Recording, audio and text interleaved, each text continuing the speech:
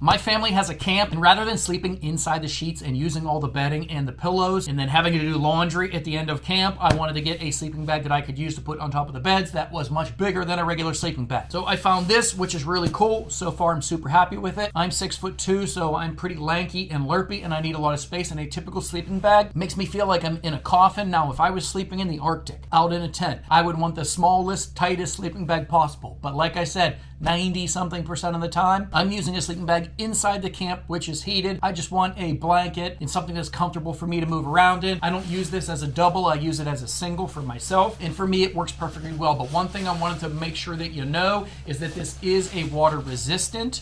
I know it says waterproof. I haven't really tested that, but at least water resistance. But just please know that it has that kind of water resistant feel to it. It feels kind of like a raincoat on the outside. The inside is still pretty soft and pretty nice, but this is not a cloth bag. This does have that kind of swishy, waterproof feeling to it, but for me, that's perfectly fine, especially since I'm using it inside. And a lot of times I'm using it in the summertime, and this actually stays really cool in the summer. So for me, it's perfect. It's big enough that I can be comfortable and I'm not wrapped up like a mummy. It does work outside, and it is waterproof or water resistant if you are going to use it outside in a tent and the tent gets wet. But like I said, I'm using this because of its size inside, and for me, it works really well. And if you are interested in a large sleeping bag, as long as you realize that it is kind of that swishy material, as long as you're okay with that, then this is one that I would definitely recommend.